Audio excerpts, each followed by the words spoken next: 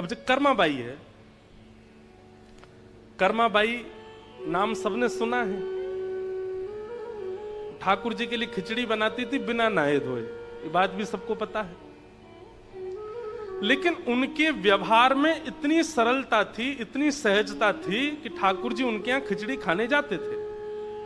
एक बार ऐसा हुआ कि कर्माबाई जगन्नाथपुरी चली गई, और जब अपनी आयु में थोड़ी बड़ी हो गई कर्माबाई, तो जगन्नाथपुरी में ही रहने लगी। एक बार, अच्छा ये बात भी सबको पता था कि कर्मा के पास में महाप्रभु जगन्नाथ जी आते हैं। बहुत ध्यान से सुनिएगा सब लोग, पूरे जगन्नाथपुरी में सबको पता था कि जगन्नाथ भगवान सुबह सुबह मंदिर खुलने से पहले कर्मा के यहां जाते हैं, खिचड़ी पाक के आते हैं। और उसका प्रमाण यह होता था कि जब लोग बाग कर्माबाई के घर जाते थे, कुटिया में जाते, तो या तो कभी महाप्रभु जी की माला वहां मिलती थी, या चंदन की सुगंधी वहां आती थी, या कोई वस्त्र वहां पड़ा हुआ मिलता था। इससे प्रमाणित होता था कि ठाकुर जी आए थे। और फिर सब संत जन जाकर के कर्माबाई से पूछते थे, आज ठाकुर जी कैसे आए थे? फिर कर्माबाई सुनाती, आज ऐसे चल के आए थे, आज तो सुभद्रा जी को गोद में उठा के लाए थे, थक गई थी वो, आज तो दाऊ दादा की गोद में कन्हैया और सुभद्रा दोनों बैठ के आए थे। दाऊ दादा आकर के बोले, अरे कर्मा देख, ये दोनों मुंह पे लद गए, अब जल्दी से खिचड़ी पवा दे। ऐसी ऐसी लीलाएं सुनाती कर्माबाई, और सुन करके सब भावुक हो जाते। लेकिन एक बार एक महात्मा गए, बड़े विद्वान। वो महात्मा, अब जो ज्यादा कई बार ज्ञानी हो जाते हैं ना, बुरा नहीं मानिएगा, ज्ञान होना एक बात होता है, और ज्ञान का आवरण होना एक अलग बात होता है। एक होता है धनवान हैं, और एक है धनवान है नहीं पर दिखा रहे हैं कि हम बहुत धनवान हैं। यहाँ पे अंगूठी पहन, यहाँ पे पहन, यहाँ पे पहन, इधर लटका लिए दो चार, कई लोग ऐसा वो जबरदस्ती दिखाते हैं कि हम बहुत धनवान हैं। कई लोग ज्ञानी नहीं होते पर दिखाते हैं कि हम बहुत ज्ञानी, कई लोग भक्त होते नहीं पर दिखाते हैं कि हमें भक्ति बहुत है। तो ऐसे एक महात्मा चले गए। कर्माबाई प्रवचन, आज की लीला सुना रही थी, आज कैसे कैसे ठाकुर जी आए, सबके तो नेत्र सजल हो गए, उनके ऊपर कोई असर नहीं हुआ। सब लोग वहां से जाने लगे। आज ठाकुर जी की खिचड़ी प्रसादी लेकर के सब जैसे जाने लगे, तो वो महात्मा बोले, सब चले जाएं कर्मा, फिर मुझसे एकांत में बात करना। सब चले गए। कर्माबाई बोली, आज्ञा करो। बोले, हमने सुना है तुम नहाती नहीं हो प्रसाद बनाते से पहले, स्नान नहीं करती। नहीं, ऐसी बात नहीं है, वो बाल्यकाल से महाप्रभु जी को प्रिय लगता है ना, तो मैं वैसे ही बनाती हूं। पर मैं रात्रि में स्नान कर ली तो मेरी कोई अपवित्र अवस्था नहीं होती उस समय। मैं बहुत ध्यान से महाप्रभु जी का प्रसाद सिद्ध करती हूं। नहीं, गलत है। देखो, वो तो भगवान है, वो तो करुणा में है। बहुत ध्यान से सुनिएगा, वो तो कृपालु हैं, वो तो करुणावतार हैं। वो तो तुम्हारी हर भावना स्वीकार करेंगे, पर तुमको चाहिए कि तुम शास्त्रीय नियम का पालन करो। वो तो परमात्मा है, वो कुछ नहीं बोलेंगे। लेकिन इन सब का तुमको एक बात और बता दूं। बोले, क्या? ये सब तुम्हारे पूर्व जन्म में किए गए पुण्य हैं, जिनके फल से जगन्नाथ जी तुम्हारे यहां प्रसाद पाने आते हैं। जिस दिन तुम्हारा पूर्व जन्म का पुण्य नष्ट हो जाएगा, हाथ पे हाथ धरी बैठी रह जाओगी, महाप्रभु जी नहीं आएंगे तुम्हारे पास। कर्माबाई इतनी घबरा गई। नहीं नहीं भगवान, आप आज्ञा करें, मुझे किस नियम का पालन करना है, कैसे करना है, आप जो बताएंगे मैं वैसे करूंगी। महात्मा ने लंबा चौड़ा नियम बता दिए। सुबह उठा करो, उठने के बाद फिर शुद्ध जल में स्नान करो, उसके बाद फिर यहाँ महोदधि समुद्र है, समुद्र में स्नान करो। समुद्र से आने के बाद पूरा शरीर नमकीन हो जाएगा, तो एक बार फिर शुद्ध जल से स्नान, 3 बार तो स्नान करो। और स्नान करने के बाद गोपी चंदन घिसो, गोपी चंदन घिस करके ठाकुर जी को अर्पित करो, फिर अपने शीश पर लगाओ। फिर जिस चूल्हे में ठाकुर जी का भोजन बनता है, उस चूल्हे में बढ़िया पूजन करो, उस पर पुष्प अर्पण करो, अन्नपूर्णा मैया को प्रणाम करो। फिर अग्निदेव का आवाहन करके अग्नि प्रज्वलित करो। जो कढ़ाई है उस कढ़ाई पर चंदन लेपन करो चारों ओर, और उसके बाद उसमें जो अन्न पधराओ उस समय सुंदर वैदिक मंत्रों का उच्चारण करो, फिर उसमें नमक डालते समय राम रस भगवान को प्रणाम करो। फिर इनको इतना नियम बता दिया कर्माबाई को, तब खिचड़ी बना के पवाना ठाकुर जी को। कर्माबाई बोली जो आज्ञा मैं करूंगी ऐसा ही करूंगी। दूसरे दिन कर्माबाई उठी, पहले तो घर में स्नान किया। अच्छा, स्नान का भी नियम है, ब्रह्म मुहूर्त से पहले देव नदियों में और या फिर समुद्र में स्नान करना निषेध है। ब्रह्म मुहूर्त से पहले यानी कि सुबह के 3:45 से पहले स्नान नहीं करना चाहिए देव नदियों में या समुद्र में। 3:45, 3:30, 3:45 से ब्रह्म मुहूर्त प्रारंभ होता, तभी आप स्नान कर सकते हो, क्योंकि उससे पहले देवता स्नान करने आते हैं। उस समय यदि आप स्नान करने के लिए जाएंगे तो ऐसी शास्त्र आज्ञा है कि फिर देवता थोड़े, भाई उनका समय है, उनको स्नान करने दो, अब आप स्नान करोगे तो फिर वो नहीं करेंगे। तो कर्माबाई पहले प्रतीक्षा करती, सुबह ब्रह्म मुहूर्त होता, फिर महोदधि स्नान करती, घर आके शुद्ध जल से स्नान करती। आज चूल्हा का पूजन कर रही है, अग्नि पुष्प आदि सब छोड़ रही है, अन्नपूर्णा मैया का स्मरण कर रही है, पतीला धर के उस पर चंदन लगा। इतने में ही महाप्रभु जी आ गए। महाप्रभु जी आ गए, सुभद्रा जी आ गई, बलराम जी आ गए, आकर के तीनों बैठ गए और बैठ कर कह रहे हैं, मां लाओ जल्दी प्रसादी लाओ। कर्माबाई बोलो रुक जा रुक जा रुक जा, अभी कढ़ाई का पूजन चल रहा है। ठाकुर जी बोले हैं ये क्या हो रहा है, कढ़ाई का पूजन?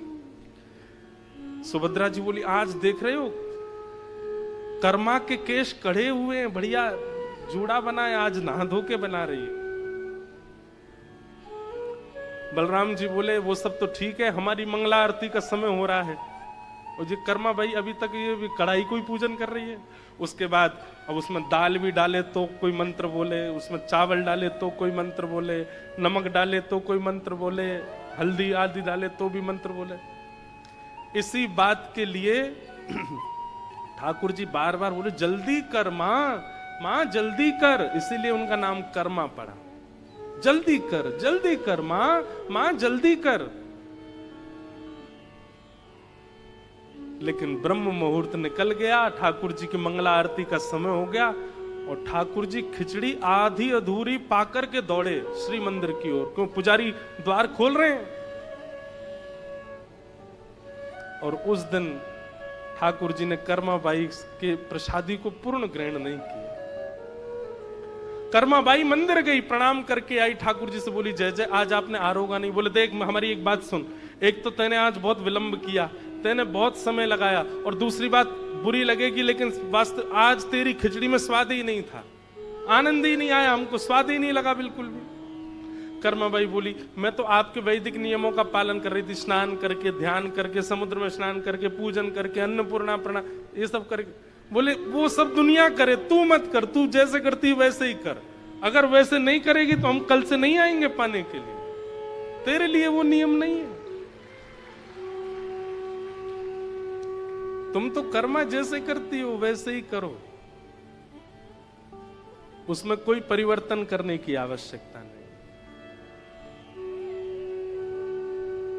कई बार सेवा पद्धतियों को देख करके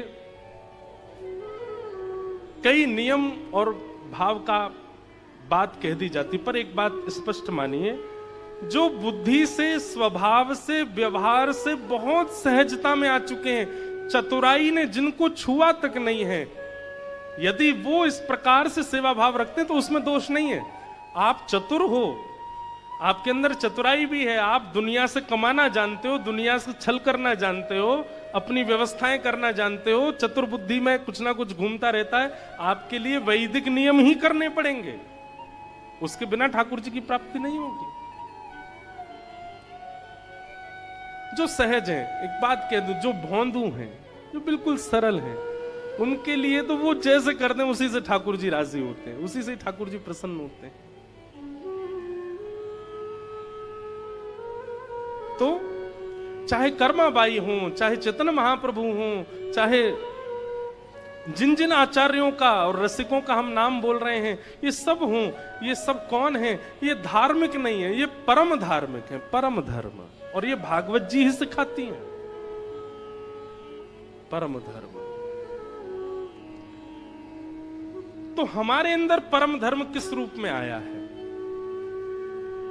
हम ठाकुर जी की प्रेम लक्षणा भक्ति में ऐसा क्या कर रहे हैं जो सबसे अलग है, सबसे भिन्न है, सबसे विलग है? सबसे अलग करने की भावना से मत करिएगा, वो अपने आप होगा, अपने आप सहजता से मन में भाव आएगा, ऐसे नहीं ऐसे करूं, ये नहीं ये पधराऊं, ये भाव, ये भागवत जी प्रकट करती हैं और इसी को परम धर्म कहते हैं। तो भागवत जी का विषय क्या है? परम धर्म का उद्दीपन होना। परम धर्म का मतलब होता प्रेम लक्षणा धर्म का उद्दीपन, प्रेम लक्षणा भक्ति का उद्दीपन होना, ये भागवत का विषय है। दूसरी बात, भागवत का अधिकारी कौन है? तो कहते हैं निर्मत सराणाम सताम। मात्सर्य दोष से विमुक्त व्यक्ति ही कथा सुनने का अधिकारी है। आपको यदि कथा समझ में नहीं आ रही है तो इस बात का यह प्रमाण है कि कहीं ना कहीं मात्सर्य चित्त में है। मात्सर्य का मतलब क्या होता है? ईर्ष्या। ईर्ष्यालु व्यक्ति को सत्संग समझ नहीं आता। ईर्ष्यालु, और एक और बात, समझ में तो सबको आता है, पर समझी हुई वस्तु जीवन में लागू सबके नहीं होती। समझ रहे हैं बात? आपने कथा में जो बात सुनी वो समझ तो आ गई, पर जीवन में लागू वो सबके नहीं हो पाती। वो उसी के होती है जिसके चित्त में मात्सर्य दोष नहीं होगा। और अगर कथा में सुनी हुई भाव गुरु के द्वारा की गई आज्ञा आपके चित्त में लागू नहीं हो रही है तो आप मात्सर्य दोष से युक्त हो, यह इस बात का प्रमाण है। आपके अंदर ईर्ष्या है। किसी की उपलब्धि देख करके, किसी की सुंदरता देख करके, किसी के गुण देख करके, सुन करके आप सह नहीं पाते। इसीलिए गुरु आज्ञा और भगवद आज्ञा आपके जीवन में आ नहीं पाती। तो यशोदा मैया ले गई राम जी को, कौशल्या मैया ले गई ठाकुर जी को। अब राम जी पहुंच गए कहां? गोलोक धाम, एक प्रकार से कहें तो वृंदावन। और वहां तो मधुमंगल, श्रीदामा, तनसुखा, मनसुखा, धनसुखा। अरे लाला, आज खेलन नहीं चलेगा हमारे संग? और यहां तो राम जी हैं, कन्हैया तो है नहीं। जी मित्रवर, आप सब आज्ञा करेंगे तो हम निश्चित आपके साथ चलेंगे। मनसुखा बोलो जी, कौन सी भाषा बोल लो लाला तू? ये शुद्ध हिंदी भाषा है। कौन सी भाषा लाला? ये कहां से सीखे आयो तू? मैया तेरो लाला बीमार है गो। मैया जी कहा बोल लो, हमें समझ में ही ना आया रही। और वहां साकेत पहुंच गए ठाकुर जी, और वहां राम जी के मित्र आए हैं सब। रघुकुल कमल दिवाकर दशरथ नंदन कौशल्या नंदन रामचंद्र भगवान को प्रणाम। ठाकुर जी बोले, मधुमंगल का बोल लो इतकुआ मेरे पास? कहा इतना लंबा चौड़ा नाम कैसे बोल लो? अरे आज बड़ो सज धज के आओ, बड़े बढ़िया से लत्ता पहन के आओ। फट क्यों ना रहे तेरे लत्ता? यहां पे ला, पकड़ के सबरे लत्ता फाड़ दिए। वहां कृष्ण पहुंच गए। राम जी तो बड़े चिंतित हो गए, भैया ये कैसे लोग हैं, इन लोगों की भाषा कैसी है? ठाकुर जी को जबरदस्ती उठा के ले गए। अब वहां तो हमारे ब्रज में गाते हैं ना रसियाओं में, सात दिनन तक गिरिवर धार्यो, सात दिनन तक गिरिवर धार्यो, नाग कालिया पकड़ पछाड़ो, नाग कालिया पकड़ पछाड़ो, ऐसो वैभव वारो तो ये ब्रज में गारी खाए। हाँ, ऐसो वैभव वारो तो ये ब्रज में गारी खाए। अरे हाँ, ऐसो वैभव वारो तो ये ब्रज में गारी खाए। हाँ, ऐसो वैभव वारो तो ये चटक मटक सो ठाकुर, तीनों लोकन में नाम। ऐसो चटक मटक सो ठाकुर, तीनों लोकन में नाम। ओ देखो, अगर ये पद हमने ब्रज में गाया होता, एक भी बैठा नहीं होता। आप बैठे ही रहना, खड़े मत होना। नहीं, अब मत खड़े होना। पर ये भूमि का अंतर है, ये वैराग्य की भूमि है। यहाँ सब वैरागी रहते हैं, यहाँ सब विरक्ति रहते हैं। लेकिन ब्रज में अगर एक पंक्ति इस पद की आ गई होती तो महाराज बस व्यास जी बैठे होते, बाकी सब नाच रहे होते। हो ऐसो, ऐसो, हो ऐसो चटक मटक सो ठाकुर, तीनों लोकन में नाम। हो ऐसो चटक मटक सो ठाकुर, तीनों लोकन में नाम। हो ऐसो चटक मटक सो ठाकुर, तीनों लोकन में नाम। हो ऐसो चटक मटक सो ठाकुर, तीनों लोकन। वैसे मुझे केवल एक पंक्ति गा के कुछ प्रमाणित करना था। अब पूरा पद तो गाना नहीं, बैठ जाओ सब। बोलो वृंदावन बिहारी लाल की जय। तो ये तो बड़े चंचल हैं। महाराज दशरथ जी ने बुलाया, राघव जल्दी आओ, भोजन का समय हो गया। गोद में बैठ करके प्रसाद पानी की आदत है ठाकुर जी की, लेकिन राम जी तो बगल में आसन पर बैठते हैं, छोटी चौकी पर छोटी थाली में भोजन आता है। बड़ी थाली में दशरथ जी पाते हैं, छोटी थाली में राम जी पाते हैं। ये तो बड़ी मर्यादा में रहते हैं, लेकिन हमारे ठाकुर जी तो गोद में चढ़ के पाते हैं। जाते ही कूद पड़े दशरथ जी की गोद में। सामने थाली में बढ़िया आमरस रखा था, आमरस में हाथ मारा। दशरथ जी, अरे कौशल्या, देखो राम कितना आज बड़े लाड़ प्यार में आ गया है राम। कौशल्या जी बोली, पर ऐसे कभी पहले देखा तो नहीं राम को। लेकर के आमरस वो तो खाने लगे और आंख मुंह बनाने लगे। अरे मैया, ये तो बड़ो खट्टो सो आम है। कौशल्या मैया आश्चर्य कर रही है, ये कैसे बोल रहा है। अब कहां करूं, आम तो मुंह पे खबनाए रहे हो, ये आम रस तो मुंह पे ना खबरो। आम रस लेकर के दशरथ जी की दाढ़ी से लगा दियो। सीता जी सुन रही हैं ये सब लीला। कौन सुना रहे हैं? कोकिल साईं। देखो कैसे कैसे महापुरुष, उनको ये चिंता हो गई कि सीता जी का मन कैसे लगता होगा लंका में, तो मैं उन्हें लीला सुनाऊं, मैं उन्हें भाव सुनाऊं।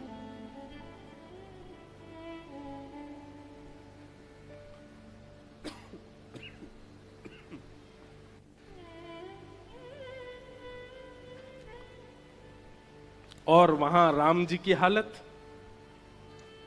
सब्र पकड़ के ले गए उनको जमुना जी पे। अरे लाला चल, आज हमारी घुड़सवारी करवे को मन है रो, तू घोड़ा बन जा। राम जी हाथ जोड़, जी प्रिय मित्र, मैं महाराज दशरथ से कहकर के घोड़ा मंगवाता हूं।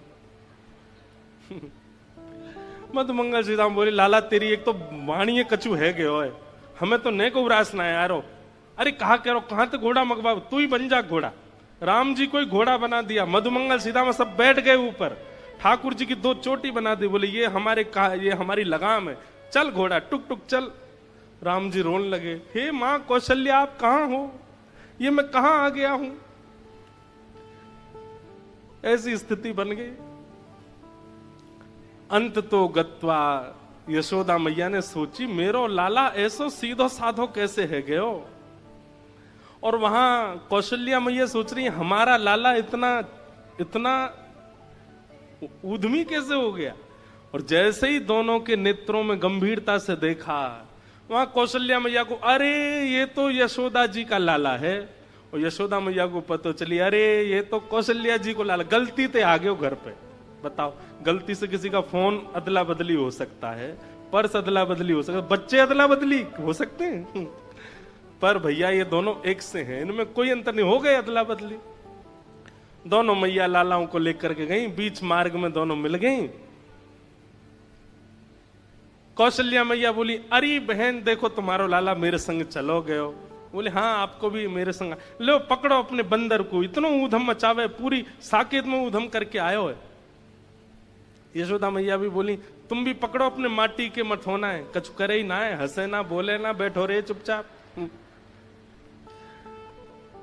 अब ये लीला सुनकर के सीता जी का कम से कम मास भर का 1 महीने का विरह दूर हो गया। सीता जी इतनी प्रसन्न है। अब ये लीला त्रेता की नहीं है, इस कलिकाल में एक महापुरुष हुए जो नित्य अपनी मानसी में जाते हैं और सीता जी का विरह दूर करके, उनसे सुना नहीं गया, सहा नहीं गया कि सीता जी को विरह कैसे हो सकता है। तो ऐसे कोकिल साईं, उनका चरित्र स्वयं स्वामी श्री कन्हैया जी महाराज ने लिखा। कहते हैं 17 वर्ष तक एक दिन भी बिना नागा किए नेत्रों से आंसू गिरते रहते थे सीता जी के वियोग में, सिया जी के वियोग। उनको उनका वियोग दूर करके आते, कहते उनका वियोग अपने ऊपर लेके आ जाते और विरह में रहते। और वृंदावन में वास करते थे और आपका नियम था अपने ठाकुर जी का दर्शन किसी को नहीं करवाते थे, अपने सेवा के ठाकुर जी के दर्शन नहीं कराते थे। आप जैसे अगर चले गए उनके यहां, आपने कहा हम हरिद्वार से आए, आइए आओ बैठो बैठो, लाओ इनके लिए थाली लगाओ, रोटी पवाओ, दाल चावल पवाओ, कढ़ी पवाओ, ये पवाओ, गुलाब जामुन पवाओ, और कोई जरूरत आपको नहीं, आपके ठाकुर जी का दर्शन। अच्छा रुको रुको, दक्षिणा दो, वस्त्र दो, आभूषण दो, जो चाहिए सब ले लो, और अंत में कहते ठाकुर जी का दर्शन नहीं कराएंगे। बोले आपने इतना सब कुछ क्यों दिया? बोले इसलिए दिया कि कुछ ठाकुर जी से मांगना नहीं, जो चाहिए मुझसे ले जाओ, हमारे ठाकुर जी से कुछ मत मांगना, उनको संकोच में मत डालना।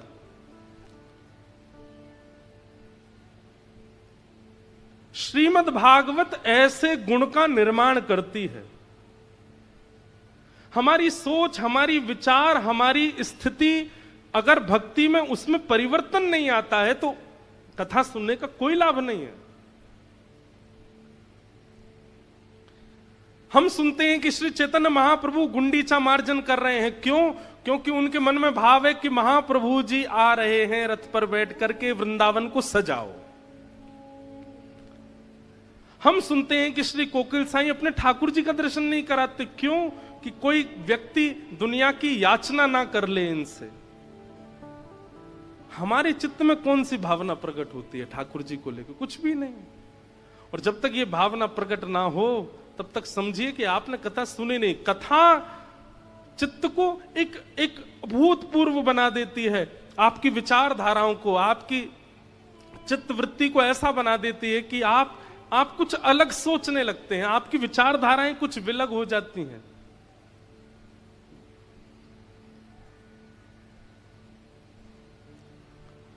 ये भागवत का विषय है। धर्म प्रोचित कई तवोत्र परमो, धर्म नहीं अब परम धर्म की राह पर आप चलने लग गए हो।